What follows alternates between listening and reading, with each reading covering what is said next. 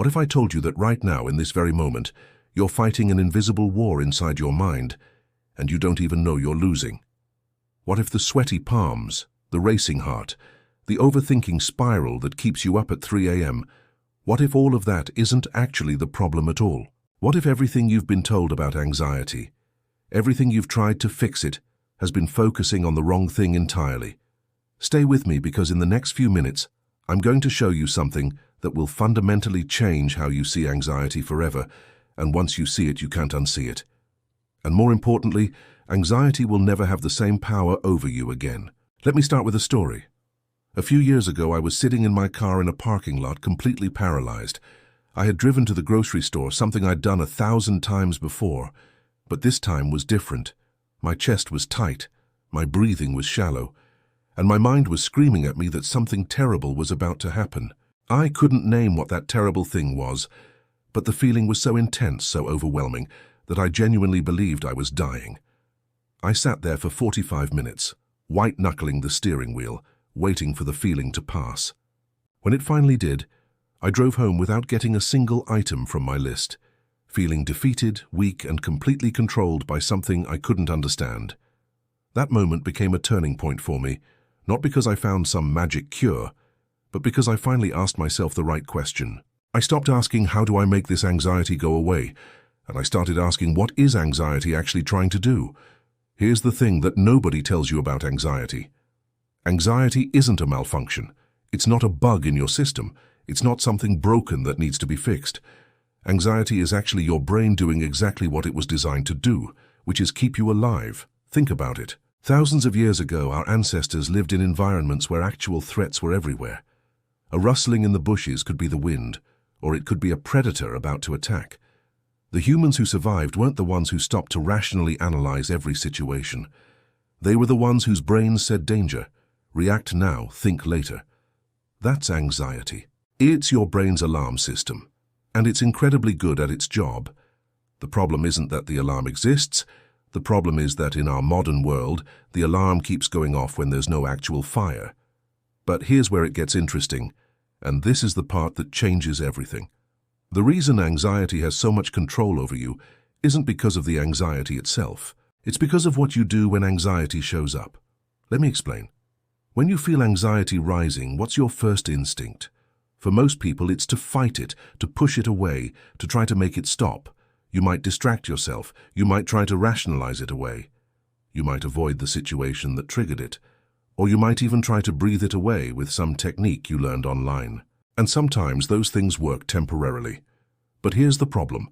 Every time you treat anxiety like an enemy that needs to be defeated, every time you act like it's something dangerous that shouldn't be there, you're actually sending a message to your brain that confirms the threat is real. You're telling your brain, yes, this anxiety is dangerous. Yes, we need to fight it. Yes, something is wrong. And what does your brain do when it receives that message? It doubles down. It sends more anxiety, because from its perspective, you're validating that there's a real threat that needs to be responded to. This creates a vicious cycle. Anxiety appears, you fight it. Your brain interprets your fight as confirmation of danger. It sends more anxiety, you fight harder, and round you go. You become controlled by anxiety not because anxiety is powerful, but because you're locked in a battle that you can't win by fighting. So what's the alternative? This is where everything shifts. The key to breaking free from anxiety's control isn't to fight it. It's to change your relationship with it entirely.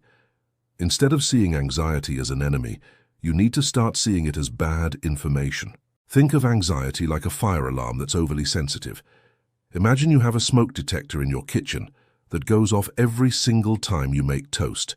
It's loud, it's annoying, it disrupts your morning. But here's the important part. You wouldn't stand there having an existential crisis about the alarm, would you? You wouldn't think there's something deeply wrong with you because the alarm went off. You wouldn't avoid making toast for the rest of your life. You'd simply acknowledge that the alarm is doing its job. It's just doing it poorly because it's too sensitive. You'd turn it off, make a mental note to adjust the sensitivity later, and you'd continue making your toast. That's exactly how you need to start treating anxiety. When anxiety shows up, instead of fighting it or running from it, you simply acknowledge it. You say, okay, there's that alarm again. My brain thinks there's a threat, but I know this alarm is oversensitive. Thanks for trying to protect me, brain, but I'm actually safe right now. This might sound overly simple, almost too simple to work, but I promise you this is the most powerful shift you can make. By acknowledging the anxiety without fighting it, you're doing something revolutionary. You're breaking the cycle. You're telling your brain, I see the alarm, but I'm not going to treat this like an emergency. And when your brain sees that you're not treating it like an emergency, when it sees that you're continuing to function despite the alarm, it starts to learn that maybe the threat wasn't real after all. Over time, the alarm becomes less sensitive. The anxiety becomes less intense and less frequent, because your brain is literally rewiring itself based on your response. Let me give you a concrete example of how this works in real life. Let us say you have social anxiety, and you're about to walk into a party where you don't know many people. The old way of handling this would be to either avoid the party altogether, or to push through while fighting the anxiety the whole time, maybe giving yourself a pep talk, trying to calm yourself down, analyzing every worst-case scenario in your head. The new way looks completely different. You feel the anxiety rise as you approach the door. Your heart starts racing, your palms get sweaty, your mind starts offering up all the ways this could go wrong. Instead of fighting those sensations, instead of trying to make them go away, you simply notice them. You say to yourself, okay, my anxiety is here. My brain thinks this social situation is dangerous. That's interesting. I know logically that meeting new people isn't actually dangerous, but my brain is trying to protect me anyway. Thanks, brain, I've got this. Then you walk through the door, anxiety and all. You don't wait for the anxiety to disappear before acting. You act with the anxiety present. This is crucial. You're not trying to be anxiety-free, you're trying to be anxiety-willing. You're willing to let anxiety be there without letting it dictate your choices. Here's what happens next, and this is where the magic really occurs. When you walk into that party with anxiety present but without fighting it, your brain is watching. It's collecting data. It's seeing that you walked into a social situation with the alarm blaring and nothing bad happened. You didn't die, you didn't collapse, nobody attacked you. The threat it predicted didn't materialize. This is new information for your brain. At first, it might not trust this information. It might think this was just a fluke. But if you keep doing this, if you keep allowing yourself to act in the presence of anxiety without treating it like an emergency, your brain starts to update its threat assessment. It starts to learn that social situations aren't actually dangerous. The alarm starts to quiet down, not because you fought it, but because you proved through your actions that the alarm was unnecessary. This concept applies to every type of anxiety, whether it's generalized anxiety, panic attacks, social anxiety, health anxiety, whatever form it takes. The principle remains the same. Anxiety is information, often bad information, and your job isn't to fight the information. It's to act in ways that teach your brain better information. But I want to address something important here because I know some of you are thinking, okay, this sounds good in theory, but what about when the anxiety is so intense that I literally can't function? What about panic attacks? What about those moments when it feels like I'm genuinely losing control? This is a valid concern, and I want to be really clear about something. When I say don't fight anxiety, I'm not saying ignore your body's signals entirely. I'm not saying you should put yourself in genuinely dangerous situations. If you have a medical condition, if you're experiencing severe mental health symptoms, please work with a professional. What I'm talking about here is the day-to-day anxiety that controls your decisions, limits your life and keeps you playing small when you know you're capable of more. For those intense moments, like panic attacks, the same principle actually applies, but with a slight modification. When you're in the middle of a panic attack, your body is in full fight or flight mode. Your nervous system is flooded with stress hormones. In that moment, trying to fight the panic or trying to force yourself to calm down usually makes things worse because it adds another layer of stress on top of the existing stress. Instead, the most effective approach is to do the opposite of what your instincts tell you. Your instincts say, this is dangerous, I need to escape, I need to make this stop right now. The effective response is to say, okay, this is a panic attack. This is my body's alarm system going haywire.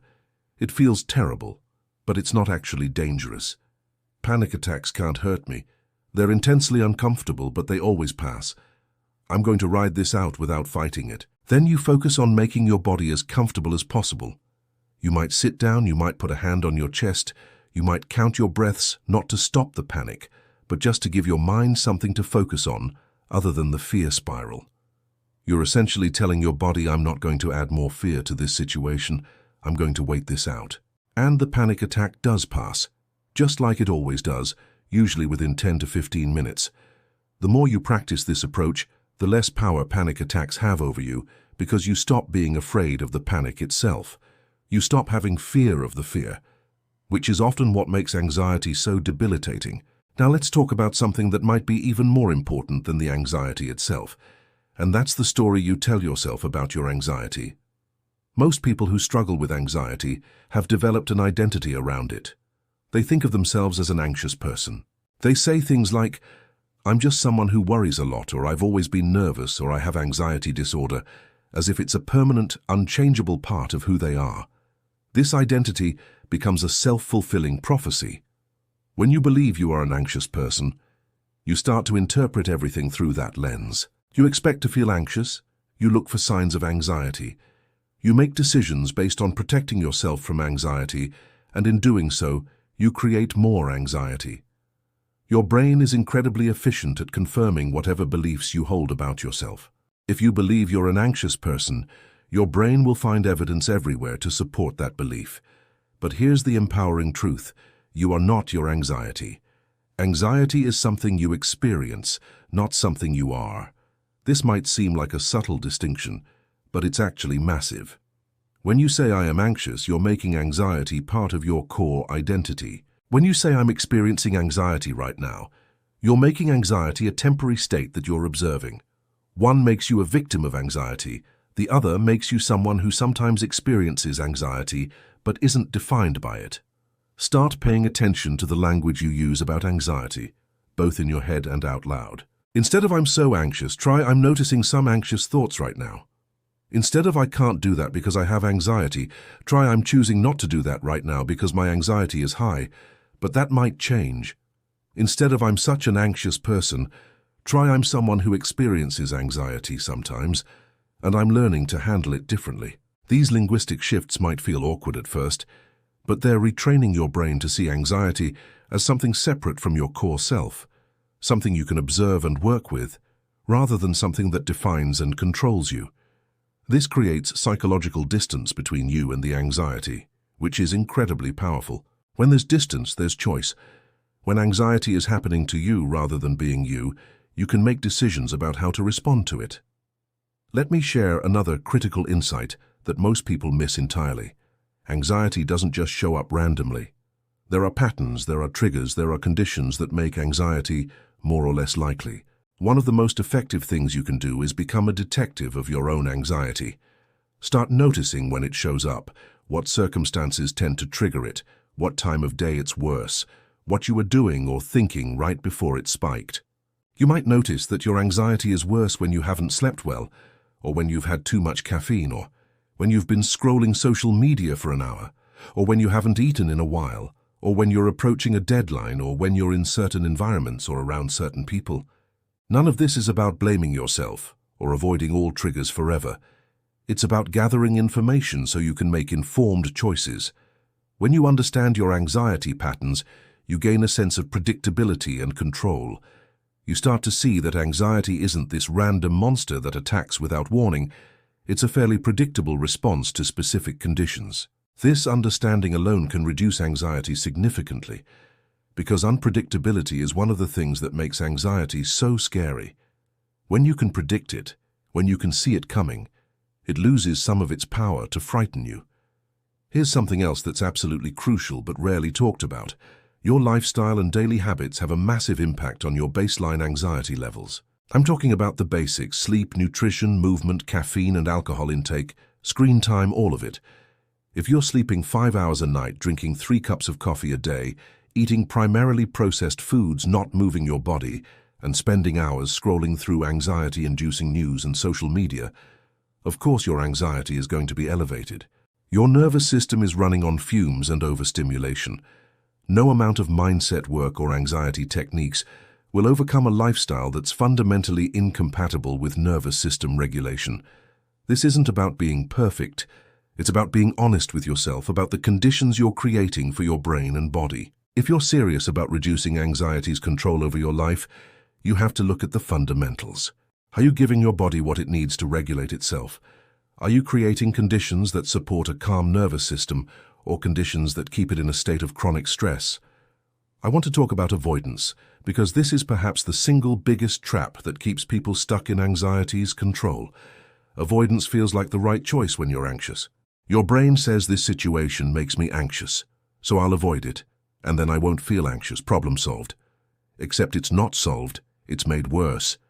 Every time you avoid something because of anxiety, you're teaching your brain that the thing you avoided was actually dangerous. You're confirming the false alarm. You're also shrinking your world. You start avoiding one thing, then another, and before you know it, your life has become very small, very limited, all in service of trying to avoid anxiety. But here's the cruel irony. Avoidance doesn't actually reduce anxiety long term. It increases it. It makes you more sensitive, more fearful, more convinced that you can't handle things. The path to freedom from anxiety runs directly through the things you're avoiding. This does not mean you have to do everything all at once. It does not mean you should throw yourself into your biggest fear tomorrow. But it does mean you need to start systematically approaching the things you've been avoiding, starting small and building up.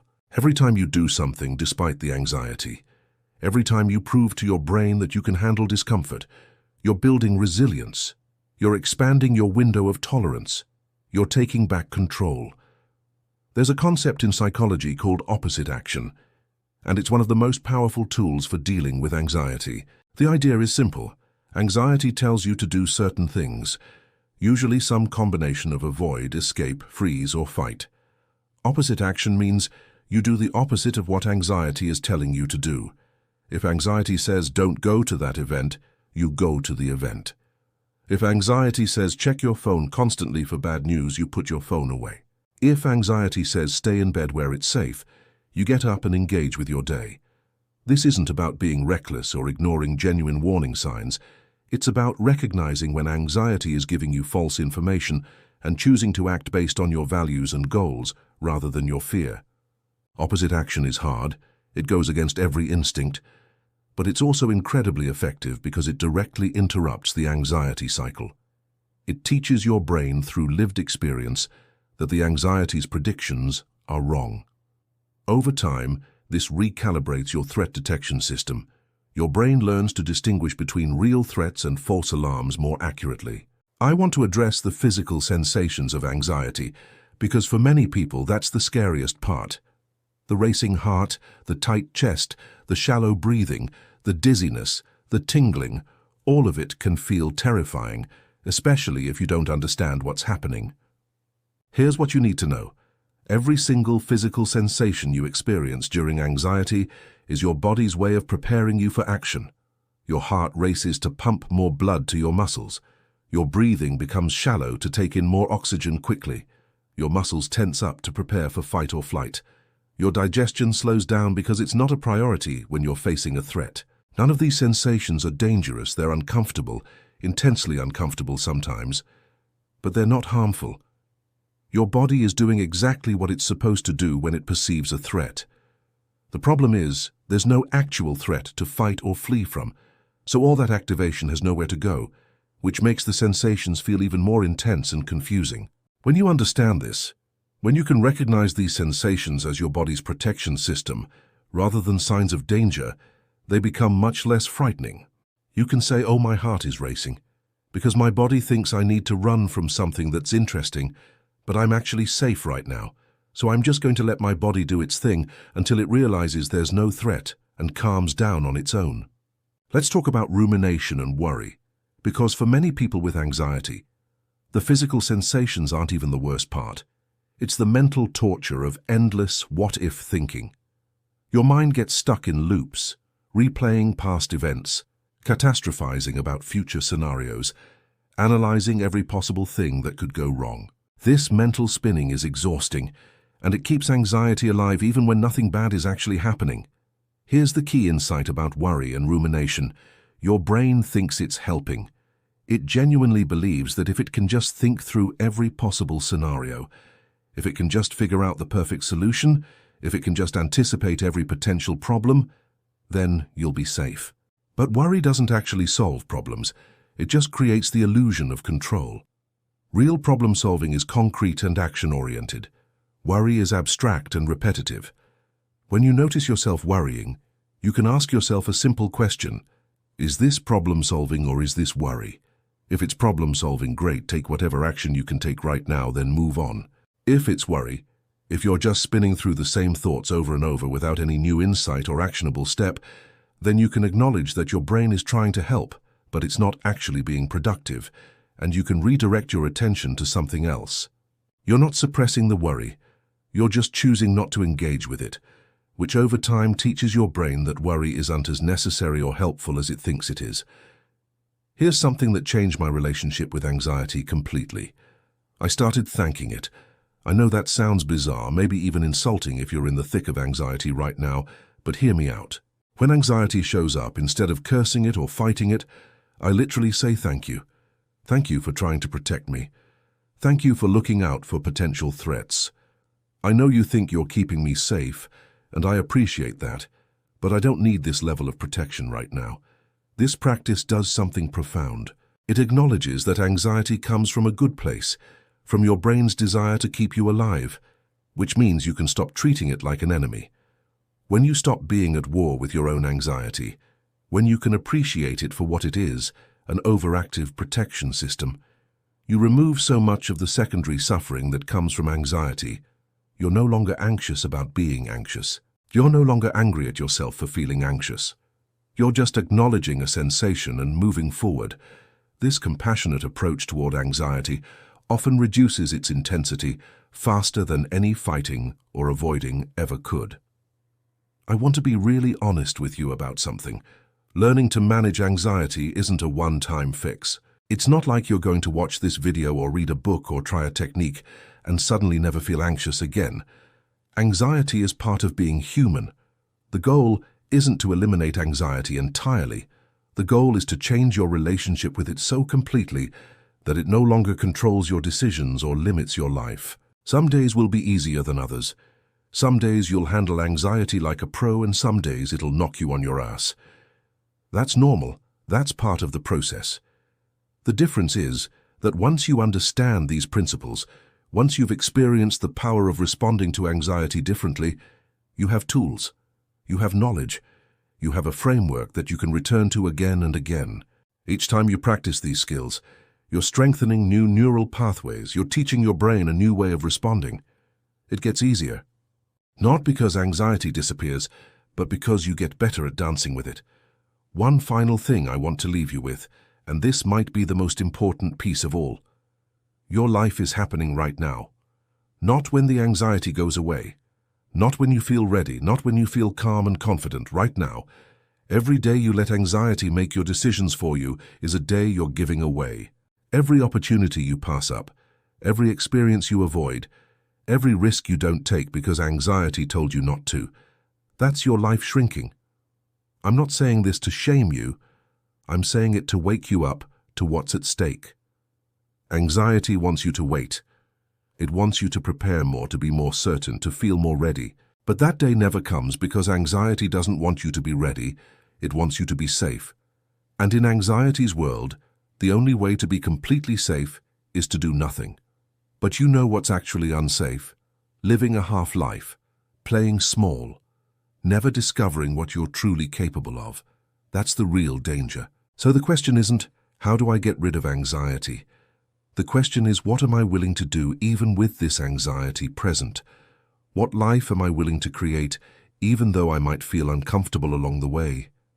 When you shift the question from, how do I feel better, to what do I want my life to be about, everything changes. Anxiety becomes just one variable in a much bigger equation rather than the only factor that matters. You are not broken. You don't need to be fixed. Your anxiety doesn't mean there's something fundamentally wrong with you. It means you have a really sensitive alarm system.